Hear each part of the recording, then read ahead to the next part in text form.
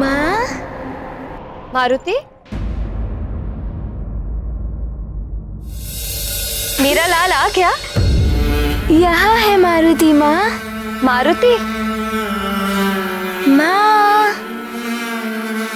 मारुति, माँ। मारुति, हाँ गया। अभी तो सुना था, पुकार रहा था मुझे। अच्छा, छुप गया है कहीं नटखट। अपनी माँ को सता रहा है।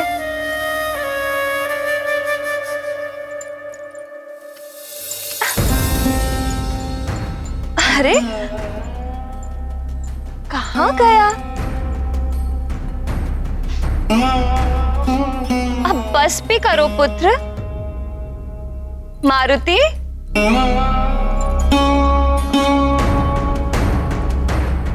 आ जाओ पुत्र, माँ के गले लग जाओ। माँ।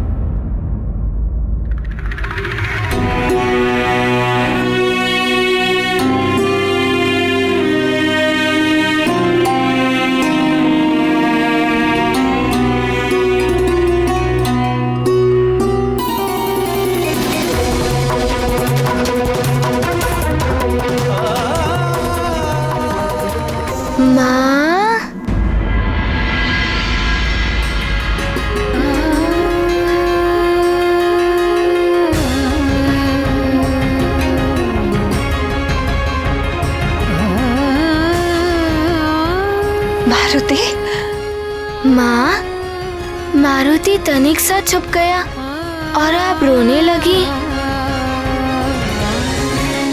किंतु मारुति तो आपके पास ही है।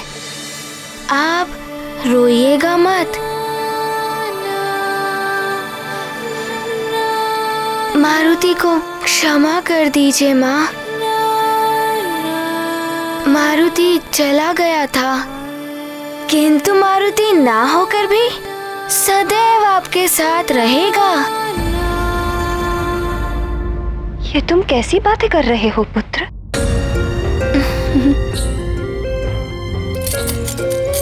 आओ, माँ के पास आओ। माँ तुम्हें सीने से लगाने के लिए तरस रही है। आओ पुत्र।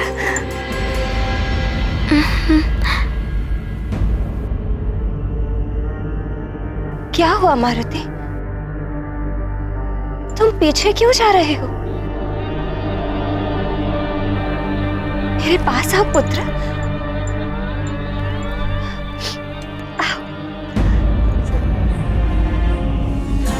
माँ, मारुति तो आपके पास ही है, आपके हृदय में। भले ही आप मारुति को छू ना पाए, किंतु आप अपने नेत्र बंद करके देखिए, आपको मारुति की ही छवि दिखाई देगी। मारुति ही दिखाई देगा। तुम बार बार ऐसा क्यों कह रहे हो पुत्र? तो दौड़कर मेरे सीने से लिपट जाते थे, फिर आज पीछे क्यों जा रहे हो? मारुति, अपना हाथ दो मुझे। आओ, मेरे पास आओ।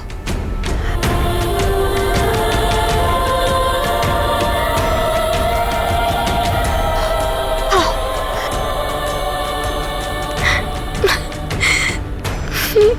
किंतु कैसे आए मारुति आपके पास माँ? मारुति तो आपसे बहुत दूर चला गया है।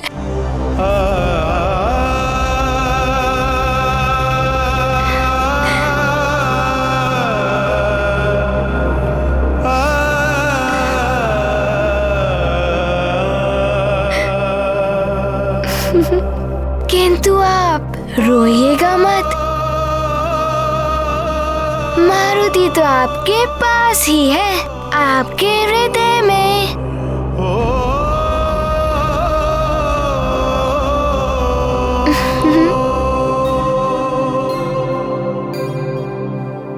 बस बहुत हो गया।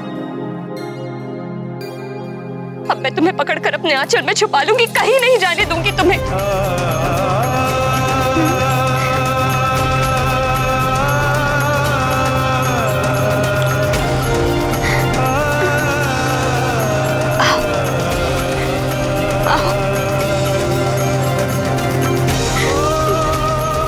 मेरे पास आओ पुत्र।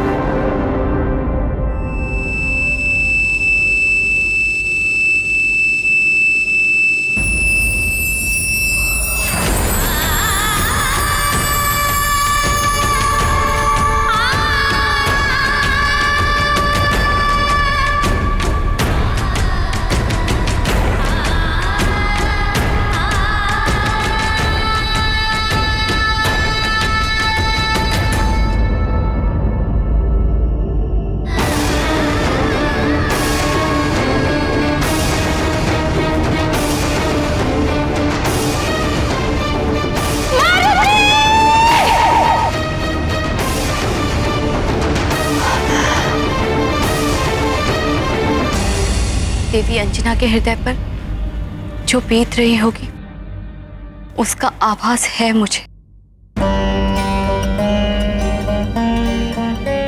मेरे पुत्र गणेश का भी शीश कटा था एक समय। ऐसे में कैसी पीड़ा, कैसी वेदना उठती है मां के हृदय में, उसे एक मां ही समझ सकती है और कोई नहीं। अंजना की वेदना मेरी उस पीड़ा से तनिक भी कम नहीं होगी।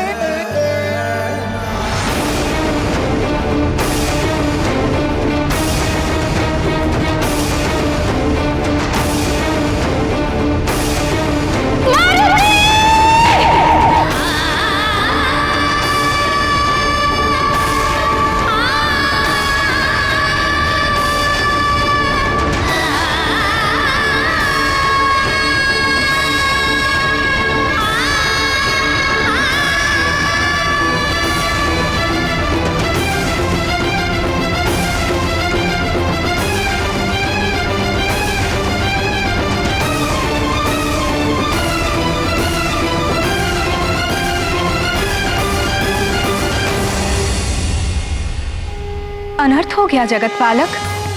पद के मद में चूर होकर इंद्रदेव ने अन्याय किया है। एक बालक पर वज्र का प्रहार, ये तो देवराज के योग्य है ही नहीं। एक अबोध बालक की शिशु लीला को ना समझकर उसे इतना कठोर दंड। श्री हरि, इंद्र ने तो संसार की संपूर्ण मातृत्व शक्ति पर आघात किया है। आपका कथन सत्य है प्रिय। वज्र का एक बालक पर प्रहार, यह तो मद की पराकाष्ठा है। किंतु इंद्र ने तो अपने कर्तव्य का निर्वाह किया है। सृष्टि के सभी तत्व सुचारू रूप से अपने अपने नियम के अनुसार कार्य करें, इसका उत्तरदायित्व तो इंद्र का ही है प्रिय। सृष्टि के नए नियंता और संचालक होने के बाद इंद्र का ये सबसे अनुपम कार्य है।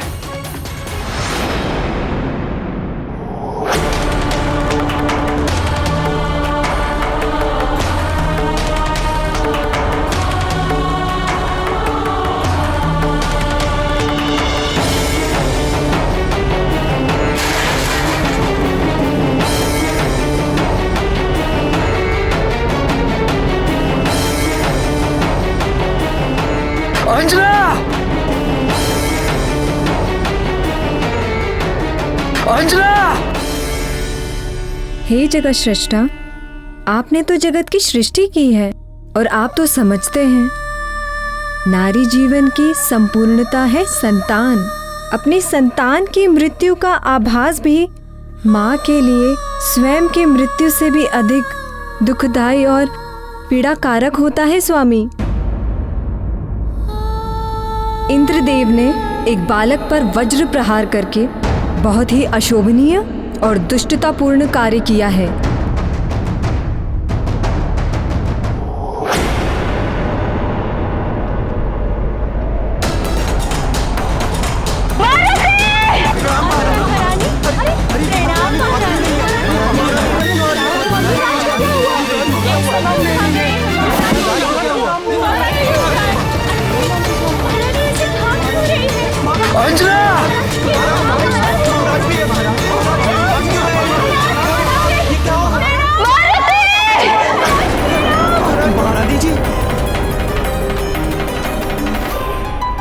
रानी माँ, अंजना!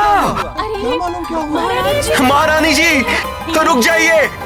कुछ तो हुआ है, अन्यथा ऐसे सब दौड़कर नहीं जाते।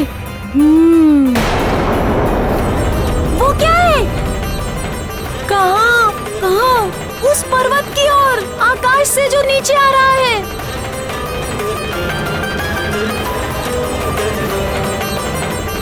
कहीं वो हमारा मित्र मारुति तो नहीं?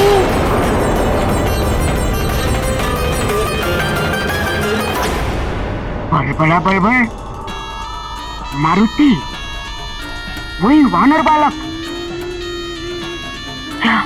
क्या वो मर गया?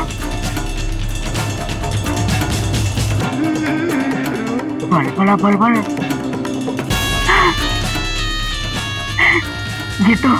ये तो लंकेश के लिए बहुत ही बड़ा और सुखद समाचार है। बलबला बलबल, लंकेश अति प्रसन्न होंगे यह सुनकर कि वो वानर बालक मारा गया।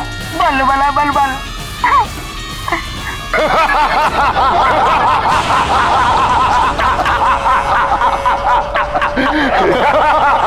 ब्रह्मं प्रसन्नम, प्रसन्न हुए हम। बहुत मधुर लग रहा है कानों को सुनकर। राहु, फिर से कहो। राहु जिसके सिर पे सवार, उसका हुआ बंटाधार। इंद्र की मति फिरा दी मैंने। महाबली बालक ने तो सूर्य को निगल लिया था, किंतु राहु की टेढ़ी चाल के सामने बच नहीं सका वो। मैंने इंद्र को देवासुर संग्राम का भय दिखाया, उसको भड़काया कि उस तुच्छ बालक ने उसका अपमान किया है।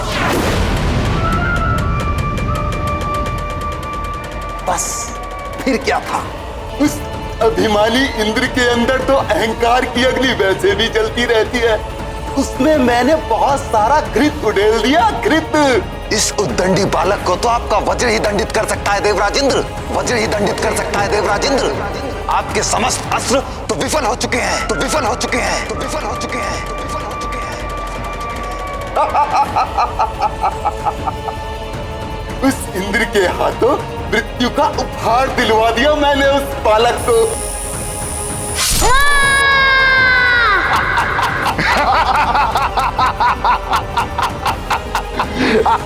ब्रह्मं प्रसन्नम, हे इंद्र, तुझसे प्रसन्न हुए हम, पुरस्कार देंगे तुझे। आज देवराज का वज्र देवताओं के ही विरुद्ध चला।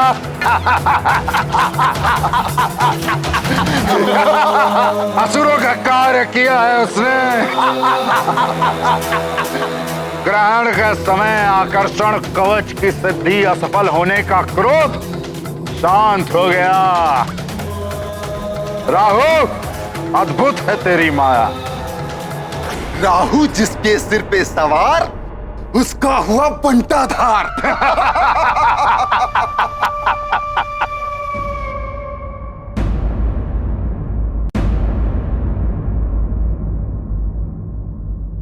मारुति!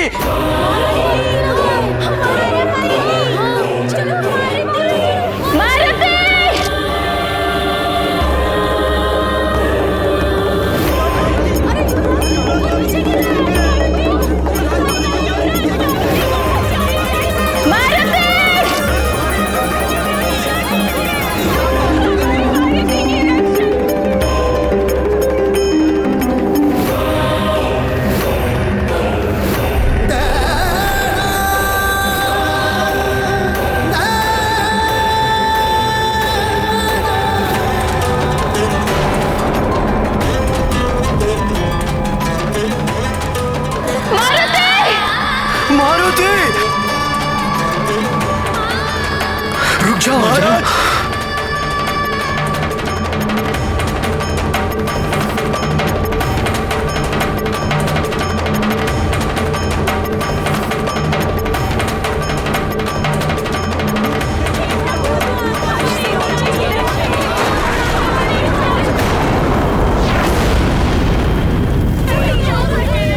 रुक जाओ अंजना।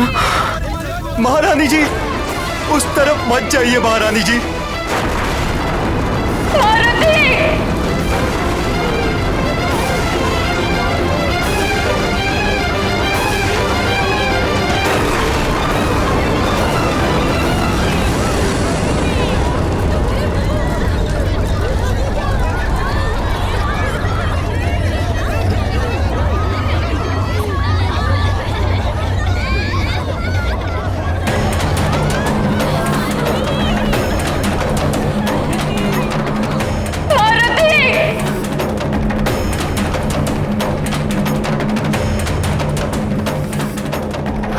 अच्छा है, बहुत अच्छा है। वो वानर बालक मारा गया। असुरों का शत्रु मेरा शत्रु। देवताओं की भी शक्ति थी ना उसके पीछे। चक्रासुर और वृक्षासुर की आत्मा को शांति मिलेगी।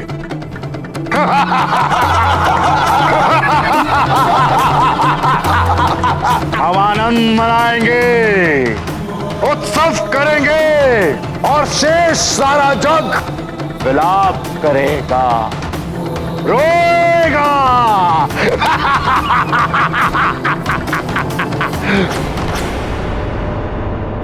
ये मारुति, ये रामदूत, ये आंजनेय, ये केसरी पूत, राम से तू ये सबका प्यारा, इनको इंद्र ने वज्र से मारा। ये देखो सद्गुण का वंश, ये है महादेव का अंश, राम से तू ये सबका प्यारा, इनको इंद्र ने वज्र से मारा।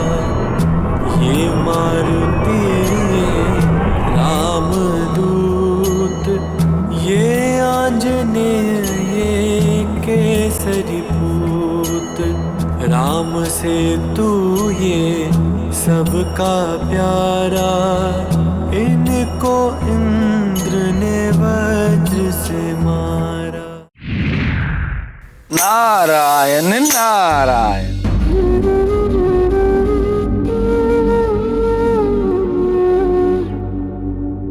क्षमा करें प्रभु, मैंने सूर्यदेव के अभिमान को खंडित करने और उनके अंदर के अंधकार को मिटाने के लिए ये सब किया था, किंतु देवराज इंद्र अविवेकवश बुद्धिहीन होकर इतना बड़ा अनर्थ कर देंगे, इसकी मैंने कल्पना भी नहीं की थी।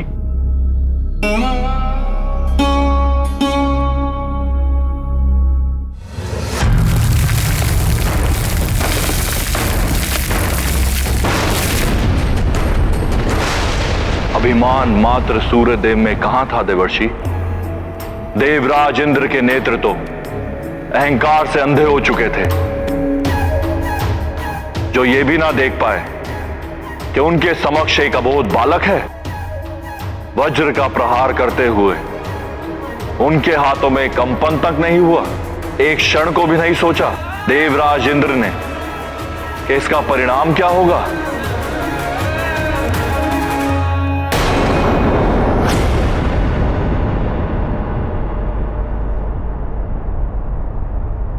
मारुति,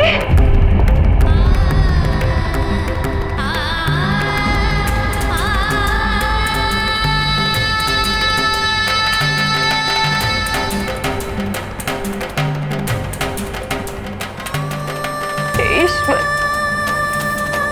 न जाने क्या हो गया है मेरे लाल को।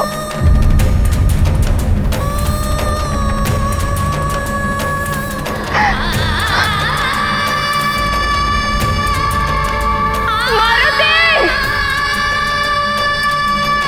तुम्हारी माँ तुम्हें पुकार रही है पुत्र।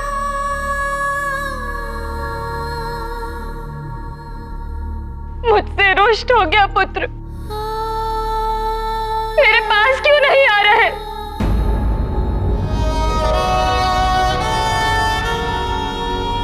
मारुति कहाँ हो तुम? तुम्हें कुछ हो गया है क्या पुत्र?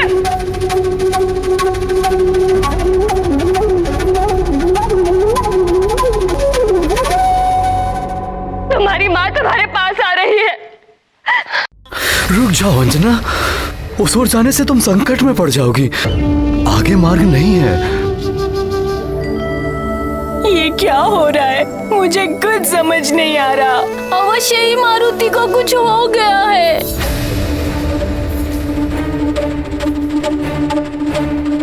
मारुति, मारुति, तुम कहाँ जाओगी? वहाँ दुर्गम घाटियां और पर्वत है वहाँ।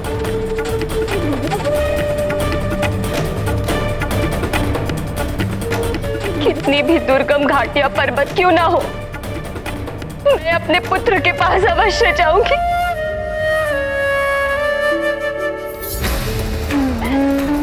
जाने दीजिए मुझे, मेरा पुत्र है वहां।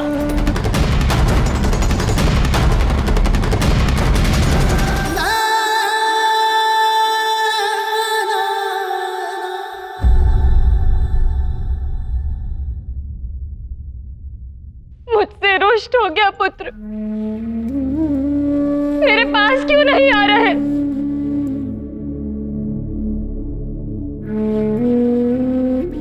मारुति कहाँ हो तुम? तुम्हें कुछ हो गया है क्या पुत्र?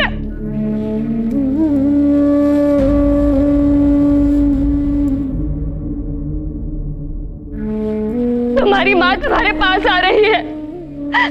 रुक जाओ अंजना, उस ओर जाने से तुम संकट में पड़ जाओगी। आगे मार्ग नहीं है। ये क्या हो रहा है? मुझे कुछ समझ नहीं आ रहा। अवश्य ही मारुति को कुछ हो गया है।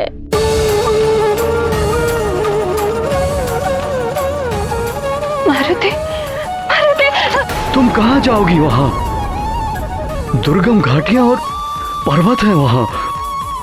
कितनी भी दुर्गम घाटियां पर्वत क्यों ना हो, मैं अपने पुत्र के पास अवश्य जाऊंगी।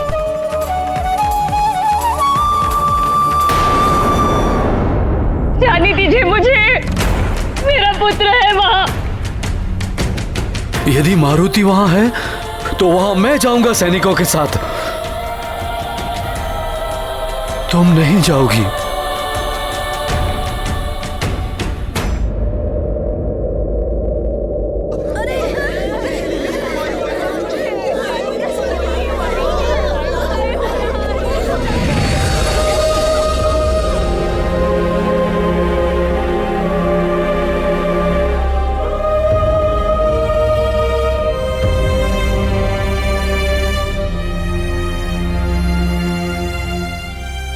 आप उस ओर मत जाइए देवी अंजना। वायुदेव, आप भी मुझे वहां जाने से रोक रहे हैं। क्या हुआ है मेरे पुत्र मारुति को? आपने तो उसकी कुशलता का उत्तरदायित्व लिया था, फिर वो वहां क्यों है? मैंने उसे उड़ते हुए नहीं, गिरते हुए देखा है।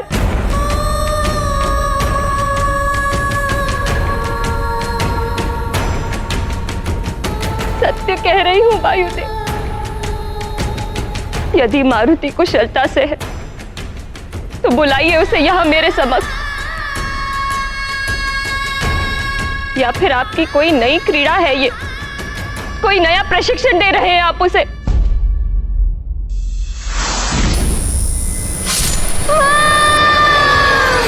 कैसे बताऊं मैं? क्या बताऊं कि मारुति नहीं नहीं।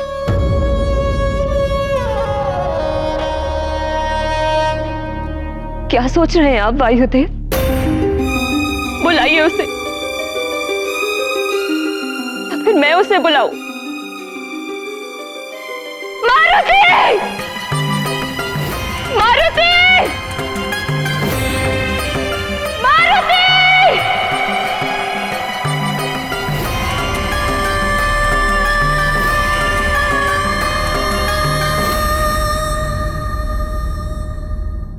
उत्तर क्यों नहीं दे रहा मेरा पुत्र?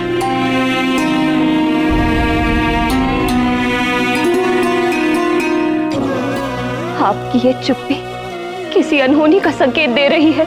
बताइए ना, क्या हुआ है मेरे पुत्र को? वो वहां कैसे गिरा? क्या हुआ है उसे? ऐसा क्या अनर्थ घटित हुआ है मेरे पुत्र के साथ जो आप मेरा सामना करने से बच रहे हैं? कुछ तो बोलिए, बोलिए वायुदेव। एक व्यथित मां से उसके पुत्र की बात मत छुपाइए, बोलिए, बताइए वायुदेव, आपको बताना ही होगा। बोलिए वायुदेव, कहां है मेरा पुत्र? बताइए मुझे।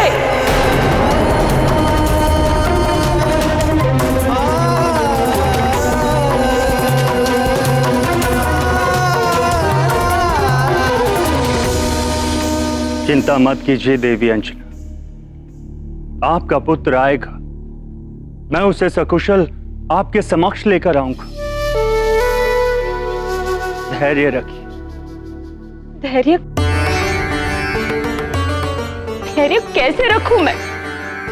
कब तक रखूं मैं? मैंने अपनी आंखों से अपने पुत्र को आकाश से गिरते हुए देखा है। आप मेरे पुत्र को यहाँ लेकर आइए। मेरी आंखें उसे देखने के लिए तरस रही है। मैं और प्रतीक्षा नहीं कर सकती। ले आइए मेरे मारुति।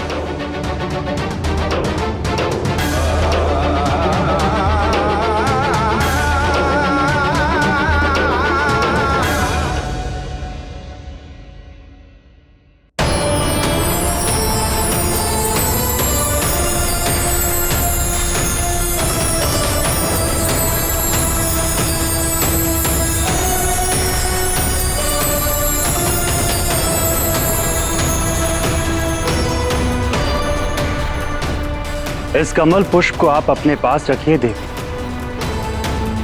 मैं आपके पुत्र को सकुशल आपके समक्ष लेकर आऊं।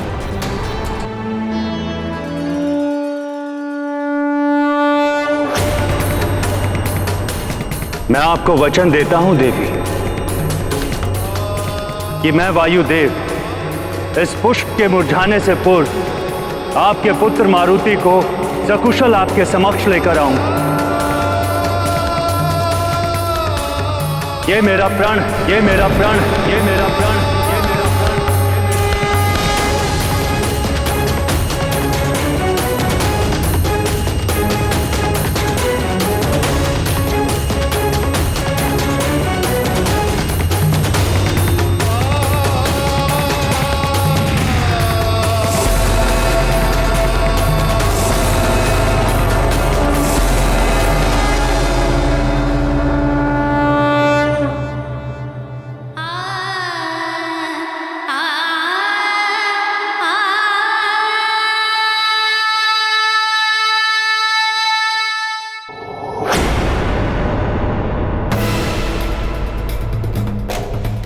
वायुदेव, ये वायुदेव क्या कर रहे हैं? किस अधिकार से वो ये वचन दे रहे हैं उस बालक की मां को कि उसके पुत्र को वो सकुशल वापस लाएंगे?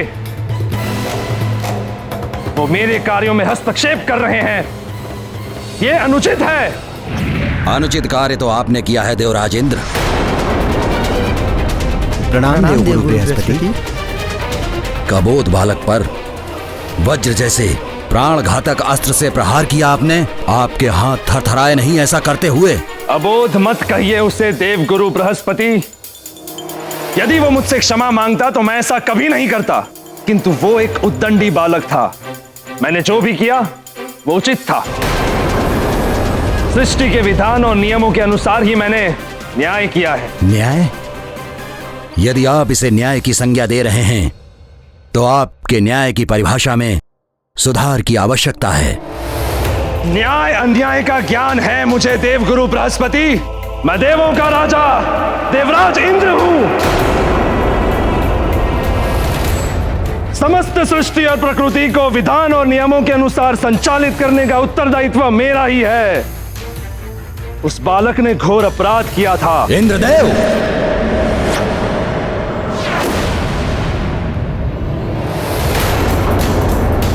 अपराध के पीछे कोई आपराधिक भावना थी या नहीं? अपराध करने वाले की आयु क्या थी?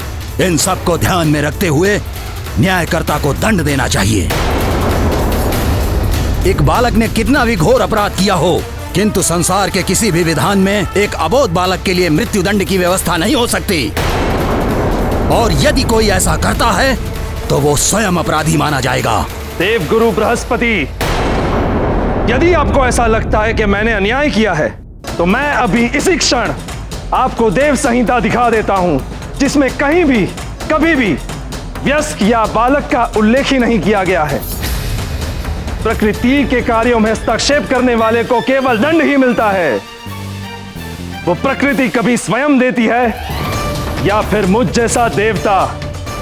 यही न्याय व्यवस्था देव संहिता की है।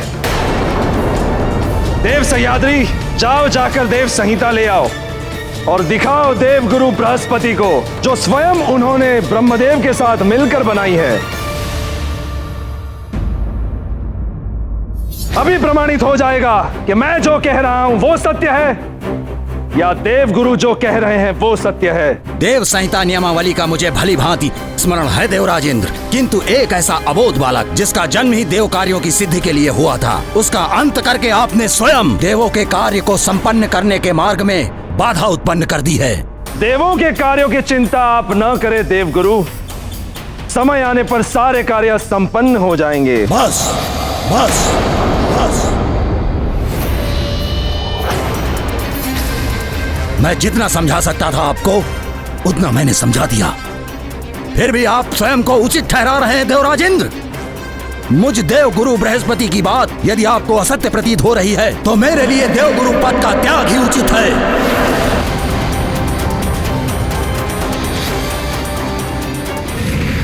हाँ? देवगुरु तो रुष्ट होके चले गए। देवगुरु ने अपने पद का त्याग कर दिया। ये सब क्या हो रहा है स्वामी? देवों के राजा होकर भी इंद्र ने ऐसा कृत्य किया और उसे उचित भी ठहराया। ये देवों के राजा होने का ही अभिमान था प्रिय, जिसने देवराज इंद्र को दृष्टिहीन बना दिया, जिसके कारण उन्हें ना तो मारुति का अबोध बालपन दिखाई दिया और ना ही एक मां की अपने पुत्र के लिए पीड़ा। इंद्रदेव के मद की पराकाष्ठा है ये, किंतु देवी अंजना की ममता की पराकाष्ठा भी इस घटना में निहित थी। वो किसी भी परिस्थिति में अपने पुत्र तक पहुंचना चाहती थी। उनकी ममता ने वायुदेव को भी विवश कर दिया कि वो उनका पुत्र उन्हें सकुशल वापस ला कर दे। उधर वायुदेव के वचन की भी पराकाष्ठा है कि यदि वो मारुति को सकुशल वापस ना ला पाए तो अपनी देह त्याग देंगे। ये तीनों पराकाष्ठाएं मारुति के जीवन को एक नया आयाम देने वाली थी।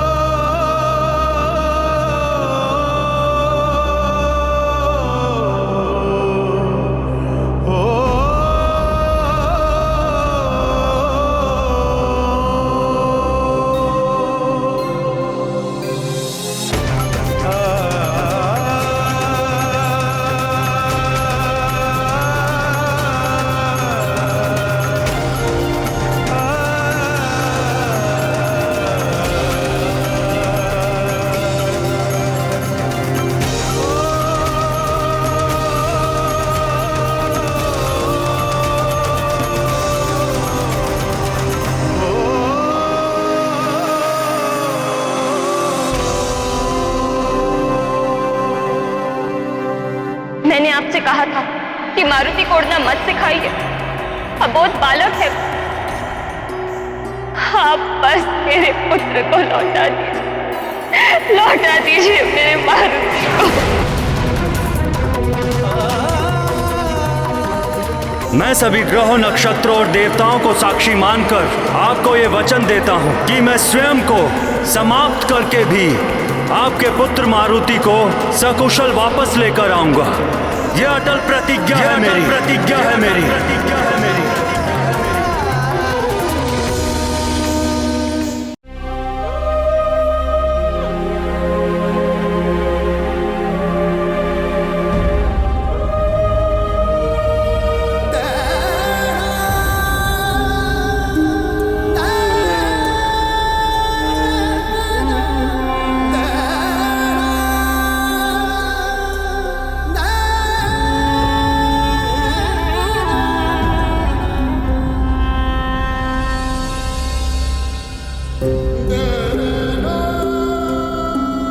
मारुति पुत्र, इस अनहोनी की मुझे कोई आशंका नहीं थी।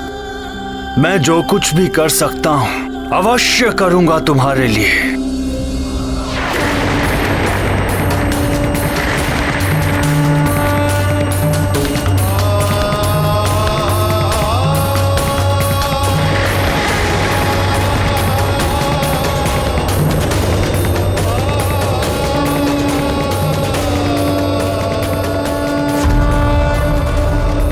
प्रभु, वायुदेव असमंजस में थे कि कहाँ जाए। क्रोध, क्षोभ और अपार दुख, ये अंतर मन की वो स्थितियां हैं जिनमें विवेक भी कार्य करना बंद कर देता है। वही वायुदेव के साथ भी हो रहा था। मारुति को वो पुत्रवत प्रेम करते थे, इसीलिए अपार दुख के सागर में डूब गए थे। किंतु ये भी शाश्वत सत्य है प्रिय, कि विपत्ति और दुख की घड़ी में माता पिता या भाई बंधु ही काम आते हैं। सबको अंतिम आशा अपनों से ही रहती है, इसीलिए कभी भी माता पिता या भाई बंधुओं से मतभेद या मन मुटाव नहीं रखना चाहिए। अंत में वही काम आते हैं। वायुदेव के यदि कोई थे इस संसार में तो वो त्रिदेव ही थे, इसीलिए वो उन्हीं की शरण में गए।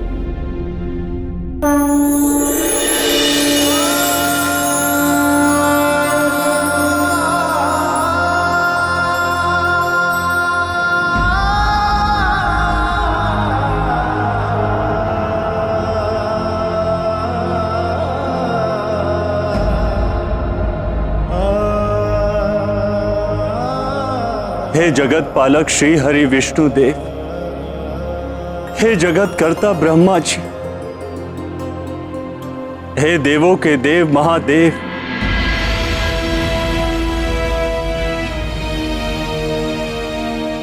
अब आपके समक्ष है ये अबोध मारुति। आप त्रिदेवों से तो संसार में कुछ भी नहीं छिपा। एक अबोध बालक जो अपनी माता के नेत्रों में अश्रु देखकर उसका दुख दूर करने के लिए सूर्य लोक तक चला आया।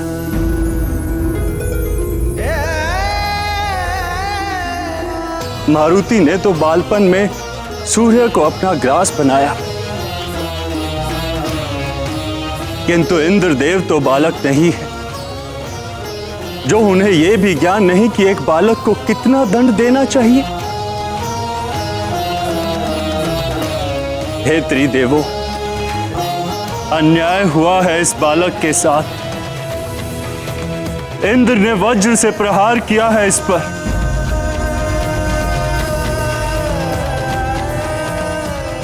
प्रश्न उस वचन का नहीं है जो मैंने देवी अंजना को दिया है,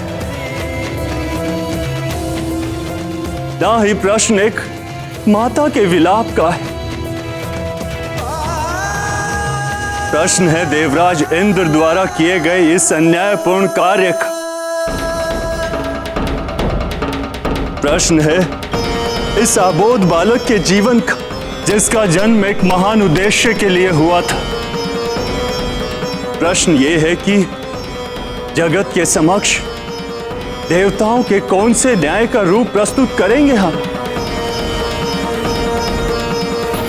महादेव, आपका न्याय तो सर्वविदित। आपने मार्कंडे को यमराज के मृत्यु पाश से मुक्त करा के उसके जीवन की रक्षा की थी। आपने जगत के कल्याण के लिए काल को पुनः जीवन दान दिया था। जब कार्तिकेय के हाथों उसकी मृत्यु हुई थी, आप मारुति को भी जीवन दान दे दीजिए प्रभु।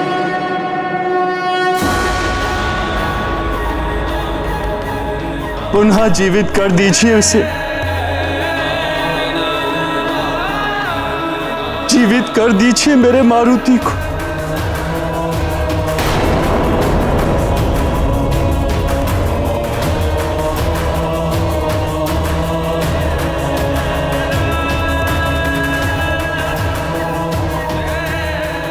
इसे पुनः जीवित कर दीजिए महादेव।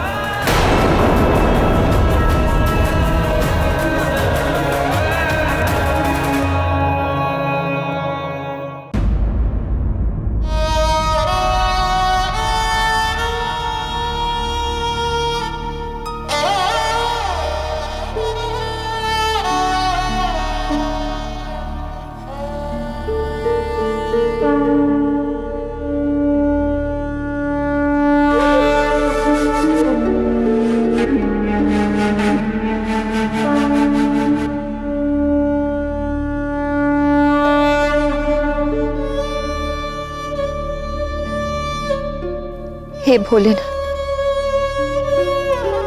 हे करुणा के सागर, हे कृपा सिंधु,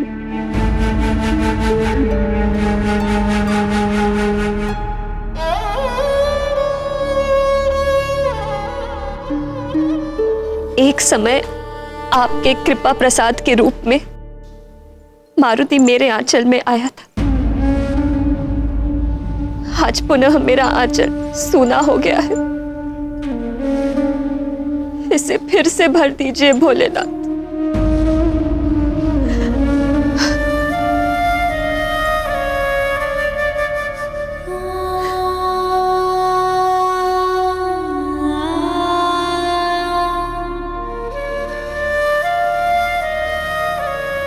मैं शपथ लेती हूं कि यदि इस कमल पुष्प के मुरझाने के पूर्व मेरा मारुति सकुशल लौट कर नहीं आया, तो मैं आपकी पुजारिन अंजना यहीं आपके चौखट पर अपने प्राण त्याग दे, प्राण त्याग दे, प्राण त्याग दे, प्राण।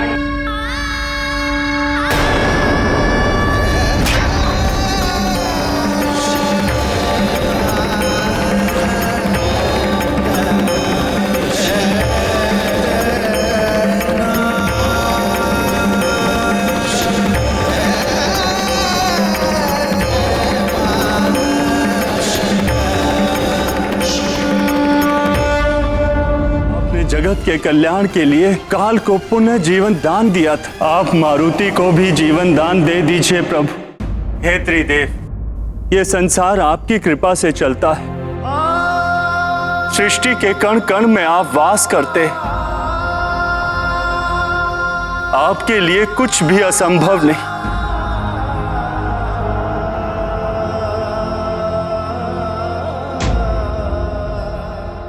मारुति को जीवन दान दीजिए प्रभु, कृपा कीजिए, कृपा कीजिए इस अबोध बालक पर।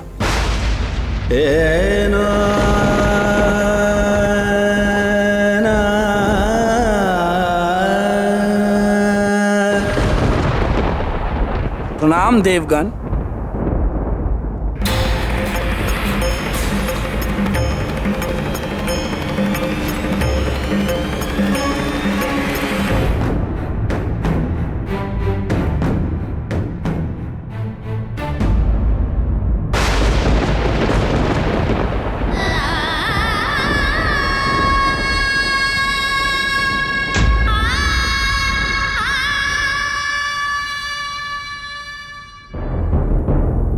सेविकाओं, जाओ मारुति के लिए भोजन की व्यवस्था करो। उसे भूख लगी होगी, आते ही भोजन मांगेगा। और ध्यान रहे, भोजन कम नहीं पड़ना चाहिए। अच्छा सुनो, मैं भी चलती हूँ रसोई घर में। आज अपने हाथों से भोजन बनाऊंगी अपने लाल के लिए।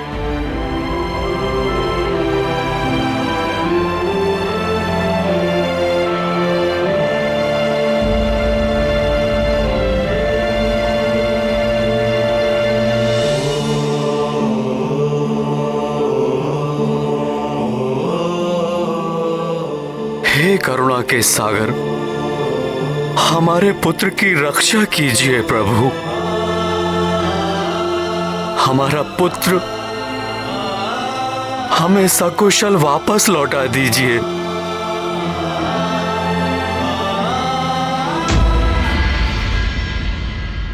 संभालिए अपने आप को केसरी जी। ऋक्षराज जी, भगवान शिव शंकर की आप सब पर असीम कृपा है। वे ही सकुशल लाएंगे मारुति को। आप धैर्य धारण कीजिए।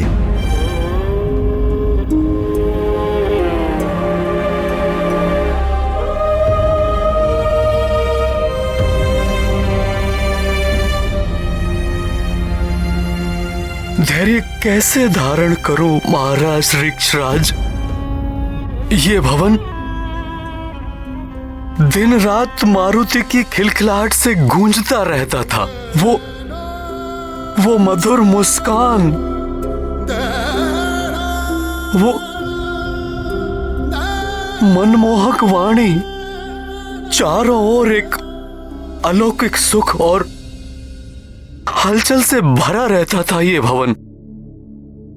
और आज देखिए कितना सन्नाटा पसरा हुआ है ऋक्षराज जी।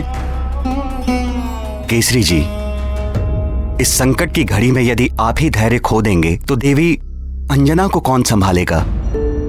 वो तो मां है, और मां का हृदय तो बहुत कोमल होता है। भावनाएं तो माता पिता की एक ही समान होती हैं महाराज ऋक्षराज, किंतु पिता को कठोर बनने का दिखावा करना पड़ता है। मुझे भी मारुति की सुरक्षा की उतनी ही चिंता है।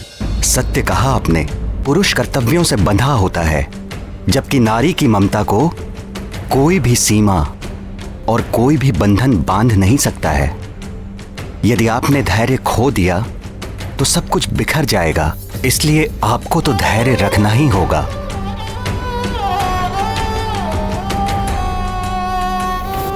हे भगवान भोलेनाथ, अंजना के विश्वास की विजय हो, यही विनती है आपसे।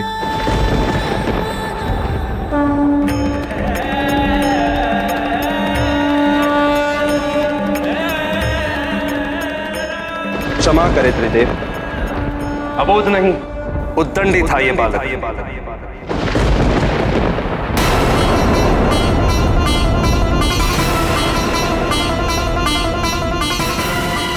सबने बार बार मना किया, समझाया, इसे रोकने का हर संभव प्रयास किया, किंतु इसने किसी की नहीं सुनी।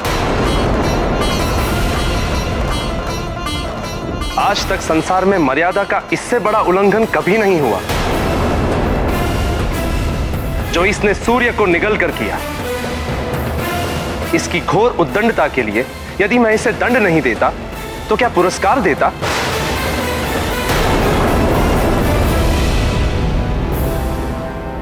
हे जगत पालक, अब आप ही बताइए, मर्यादा तोड़ने वाला एक उद्दंडी बालक आपके मर्यादा अवतार श्री राम का सहायक कैसे हो सकता है?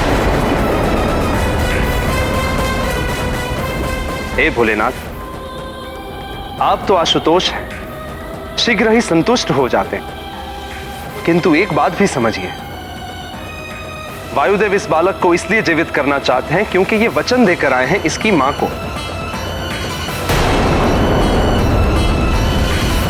किंतु महादेव, इस बालक को जीवन देने का अर्थ है प्रकृति के नियमों को भंग करना।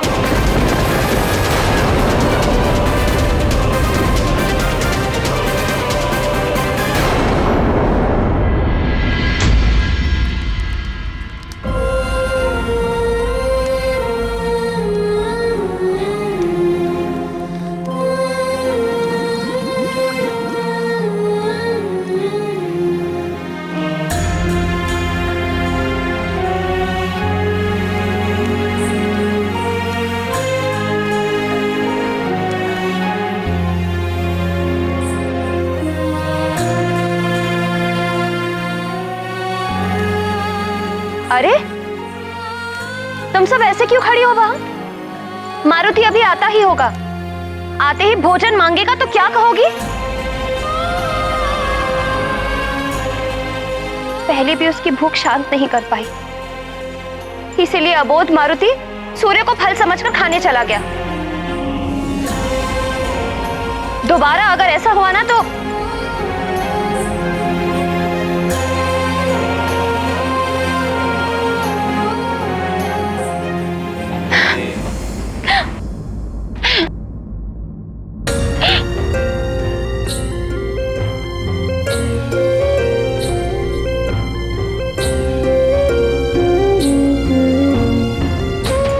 माँ,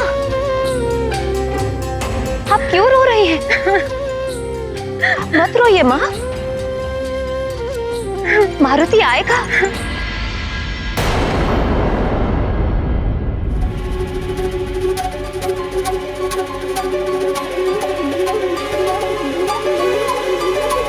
आप सब इतने दुखी क्यों लग रहे हैं? मारुति आएगा, मेरा लाल आएगा। वायुदेव ने वचन दिया है मुझे, कमल पुष्प के मुरझाने के पूर्व वो मारुति को सकुशल लेकर आएंगे। विश्वास है मुझे, मारुति अवश्य आएगा। आप सब समझ क्यों नहीं रहे हैं? मेरा मारुति सकुशल लौट कर आएगा, विश्वास कीजिए मेरा।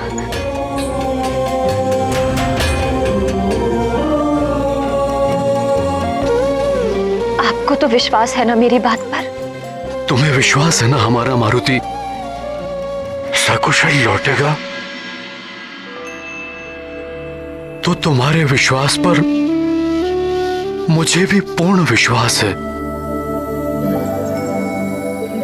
तुम्हारी ममता खींच लाएगी हमारे मारुति को हमारे पास। तुम्हारा असीम वात्सल्य तुम्हारे सूने आंचल को फिर से भर देगा। मुझे विश्वास है अंजना, हमारा मारुति सकुशल लौट आएगा।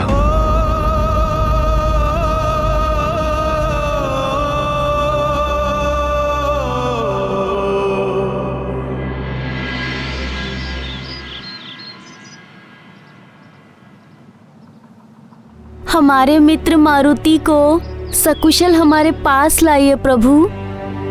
हमने तो अपनी मनोकामना लिख दी है इस पत्थर पर। इसे नदी में डालने से हमारा मित्र मारुति वापस आ जाएगा ना? अवश्य आएगा हमारा मित्र मारुति। तुम्हें स्मरण है ना सुशील, पहले भी हमने अपनी मनोकामना पत्थर पर लिखकर इसी प्रकार प्रवाहित की थी, तब भी हमारी मनोकामना पूर्ण हुई थी। सत्य कह रहे हो तुम। चलो प्रवाहित करते हैं। हे प्रभु, हमारा मारुति जहाँ भी हो हमारे पास सकुशल लौट आए। उसके बिना हमारा मन कभी भी नहीं लगता। हमारी मनोकामना पूर्ण कीजिए। भोले मारुति के भोले मीत, देखो करे प्रार्थना विनीत। मित्र हमारा लौट के आए, कोई न उस पर संकट छाए। मन माना करते थे उल्लास, मांगा करते थे अवकाश। पत्थर पत्थर पर लिख लिख कर इच्छा, मांगे आज एक ही भिक्षा। मित्र हमारा लौट के आए, कोई न उस पर संकट छाए। बस इंद्रदेव, नियमों की दुहाई देकर आप अपने अपकृत्य और अन्याय को उचित ठहराने का प्रयास मत कीजिए। मारुति कोई असुर नहीं है, ना ही उसने आप पर आक्रमण किया था। जो आपने उस पर वज्र प्रहार कर दिया। इस समस्त सृष्टि को सुचारू रूप से चलाने का उत्तरदायित्व मेरा है देवी।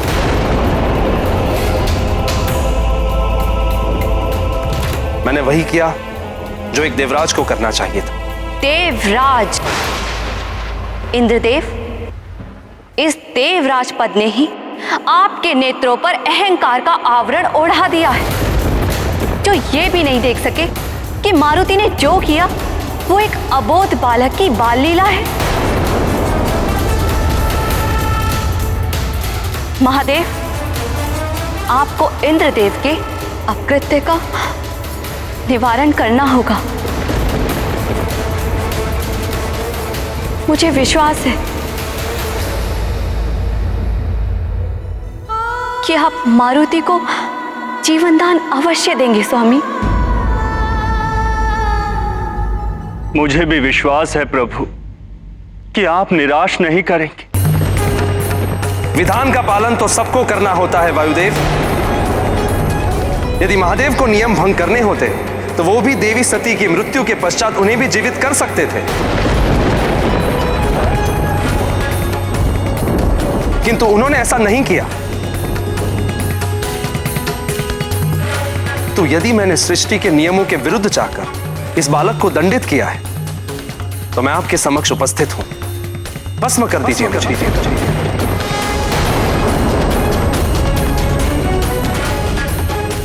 किंतु यदि मैंने अपना कर्तव्य उचित रूप से निभाया है तो मेरे द्वारा दिए गए दंड को पलटना अनुचित होगा।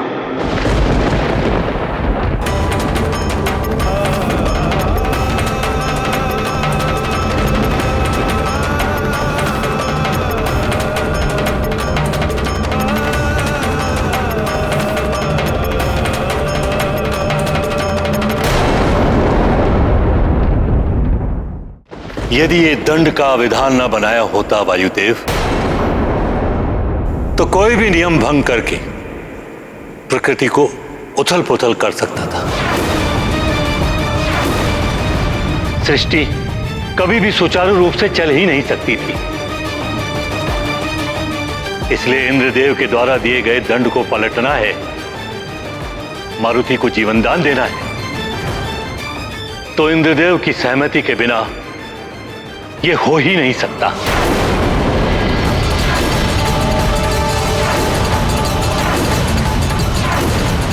अन्यथा ये देव मर्यादा का उल्लंघन होगा।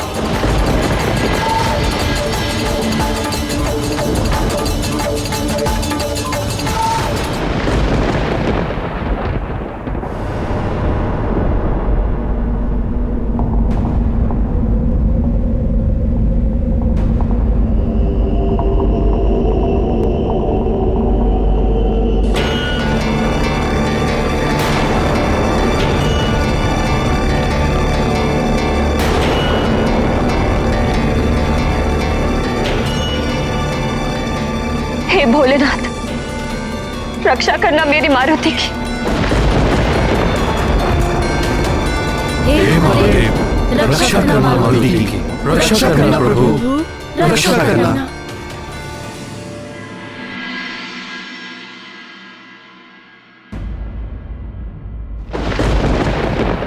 मारुति मेरा अंश है, किंतु नियमों का बंधन मेरे लिए भी है। नियम तोड़ने के लिए नहीं बनाए जाते।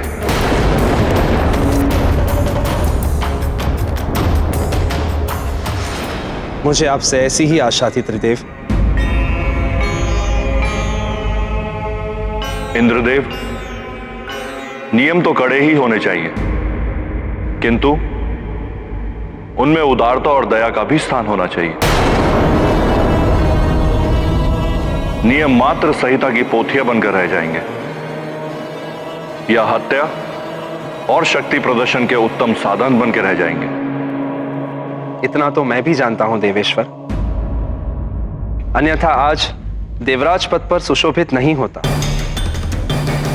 शांति और सुव्यवस्था बनाए रखने के लिए दंड के भय का बना रहना आवश्यक होता है।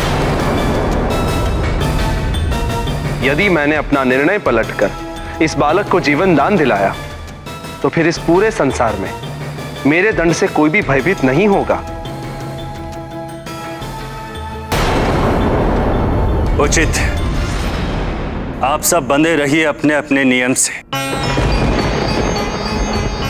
किंतु उदारता और दया का स्थान जिस नियम में ना हो, उस नियम को मानने वाले भी हृदयहीन और भावनाहीन होते हैं। उन्हें औरों की पीड़ा का एहसास तब होता है जब तक वो स्वयं उस पीड़ा का अनुभव ना कर लें।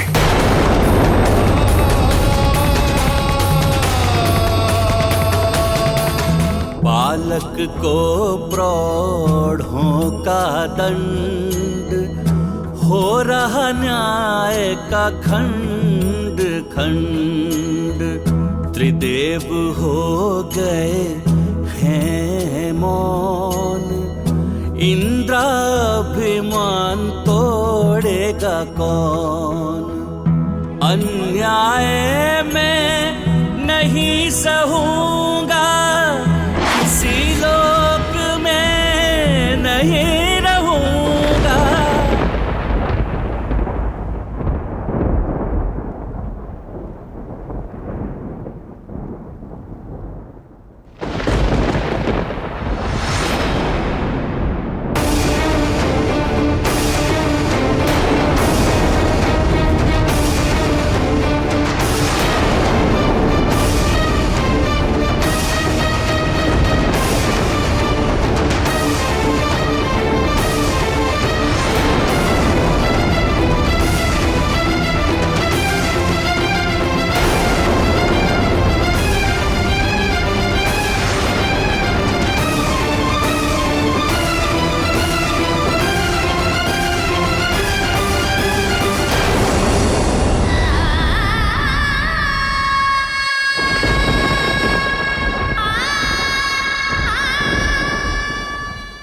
माँ ममता और करुणा की मूर्ति है, तो सहनशीलता की देवी है। वो सबके लिए दयावान हो सकती है, सब पर अपनी ममता लुटा सकती है, सब कुछ सहन कर सकती है। किंतु माँ अपनी संतान का कष्ट सहन नहीं कर सकती। संतान को होने वाली तनिक सी भी पीड़ा माँ के लिए अपार वेदना के समान होती है।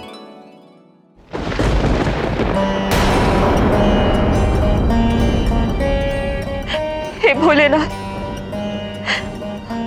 अबोध है मेरा मारुति, उसकी रक्षा करना। यदि उससे कोई अपराध हो गया हो तो बालक समझकर क्षमा कर देना उसे प्रभु। बहुत छोटी आयु का है मेरा मारुति, इसीलिए उसे भले बुरे का ज्ञान नहीं है।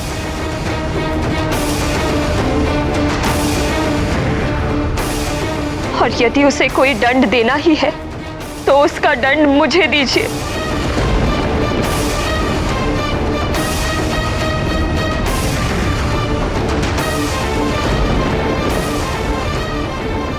मैं प्रस्तुत हूं, किंतु मेरे मारुति को कोई कष्ट मत दीजिए।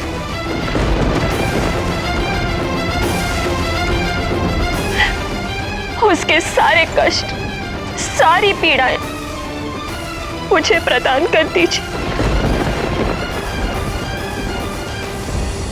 बहुत छोटा है वो, उसे कोई पीड़ा मत दीजिए।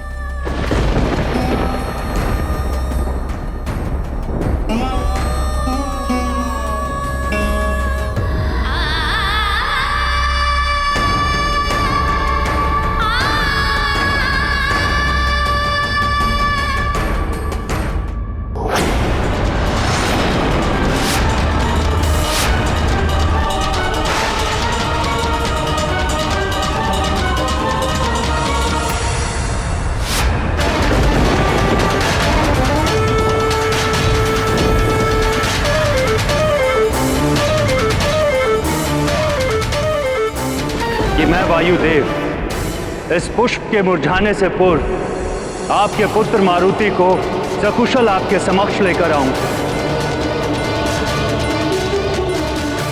नहीं, कमल मुरझा गया।